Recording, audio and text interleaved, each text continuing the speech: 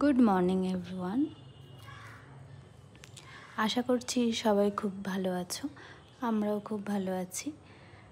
আজকে সকালবেলা রুটি তরকারি না করে করেছিলাম একটু চিড়ের পোলাও। এই চিড়ের পোলাও আমাদের তিনজনেরই খুব প্রিয় খাবার, যেটা খুব হেলদি হয় আর টেস্টিও হয়, আর বাচ্চারাও খেতে পারে।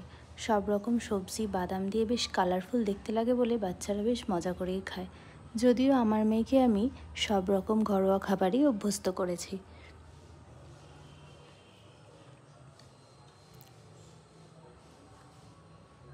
সারা রাত খালি পেটে থাকার পরে সকালবেলা উঠে তাড়াতাড়ি জলখাবার খাওয়াটাও কিন্তু শরীরের পক্ষে দরকার।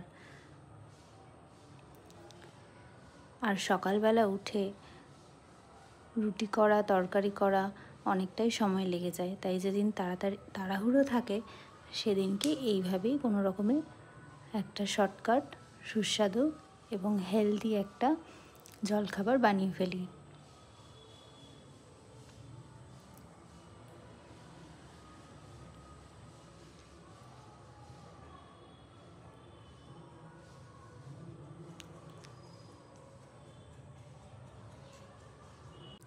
আর এখন যে বৃষ্টি হচ্ছে, বৃষ্টির ফাঁকে ফাঁকে মাঝখানে একটু একটু করে রোদ দেখা দিচ্ছে, আর রোদ দেখলেই মনে হচ্ছে পুজো পুজো গন্ধ চলে এসেছে। আবার কি দুদিন পরে, দুদিন রোদ তো দুদিন বৃষ্টি। আর এই বর্ষায় অনেকেরই ক্ষয়ক্ষতি হয়েছে, অনেকের বাড়িতে জল জমে গেছে, তাদের তো কি দুরবস্থা।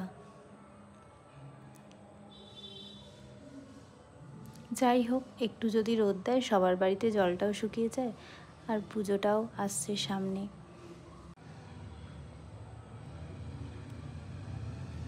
আমাদের ব্লগ যদি আপনাদের ভালো লেগে থাকে তাহলে অবশ্যই লাইক অ্যান্ড সাবস্ক্রাইব করে দেবেন, আর বাড়িতে ট্রাই করে দেখবেন এই রেসিপিটা। যদি ভালো লাগে কমেন্ট করে জানাবেন।